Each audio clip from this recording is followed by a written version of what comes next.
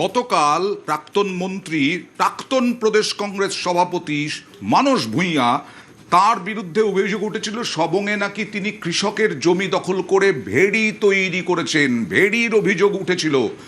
শতাধিক কৃষক অভিযোগ জানিয়েছিলেন মুখ্যমন্ত্রীর উদ্দেশ্যে, শুভেন্দু অধিকারীর উদ্দেশ্যে। মানস ভূঁইয়া সেই অভিযোগ পুরোপুরি ওড়ালেন।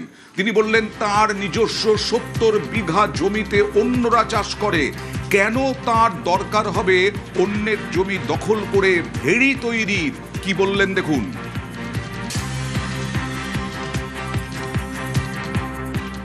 আমরা ছিলাম জমিদার, হয়ে গেছি জমাদার। আমরা মানুষকে দান করেছি, দিয়েছি। আমি কারার দলের লোক নয়। কেড়েছে সিপিএম, ভণ্ডামি করেছে সিপিএম, এবং বিজেপির আসার পরে সরকারে কিছু সিপিএমের লোক তারা ভেবেছে প্রতি পদে পদে এখানকার কিছু বিজেপির নেতার সাহায্যে মানস ভূঁইয়াকে অপমান করবে। করা যায়? আমারই ৭০ বিঘা জমি লোক চাষ করে খাচ্ছে, আমি লোকের জমি কাটতে যাব? জলের তলায় থাকে ৭-৮ মাস, আর সবং গামলার মতো, একবার জল ঢুকলে সে জল বেরোতে চায় না। ওই গ্রামের ১০৫৫ জন আর উল্টো দিকে ৬১ জনের মধ্যে বিরোধ হয়। বলে চাষ করতে পারছি না, মাছটা চাষ করলে কেমন হয়। ওই গ্রামের, আমাদের পলিটিক্যাল ইস্যু নয়, মানস ভূঁইয়ার ইস্যু নয়, পঞ্চায়েতের ইস্যু নয়, পঞ্চায়েত সমিতিরও ইস্যু নয়। তারা করছে, ১৯ সাল থেকে চলছে। কাল কাঁথিতে মুখ্যমন্ত্রী শুভেন্দু অধিকারীর বাড়ির সামনে গিয়ে কয়েকজন কৃষক কি অভিযোগ করেছিলেন দেখুন। আমাদের ১৯ সাল থেকে তদানীন্তন মমতা সরকারের তৃণমূলপন্থীরা আমাদের জমিকে জোরপূর্বক ছিনিয়ে নেওয়ার চেষ্টা করলে পর আমরা হাইকোর্টে দ্বারস্থ হই।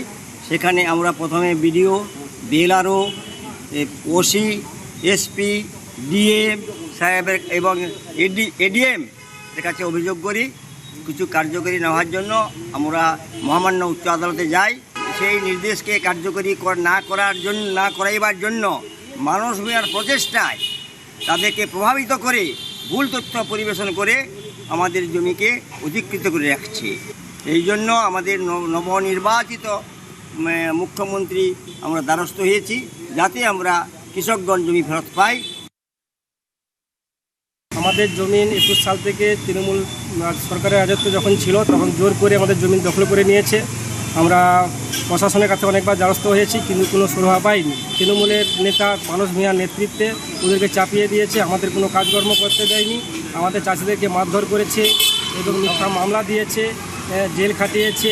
আমরা চাষিরা নিরুপায় হয়ে পড়েছি, আমরা খেতে পাচ্ছি না। তাই জন্য আমরা এসেছি মুখ্যমন্ত্রীর কাছে, বাড়িতে এসেছি, যাতে সুরাহা হয়।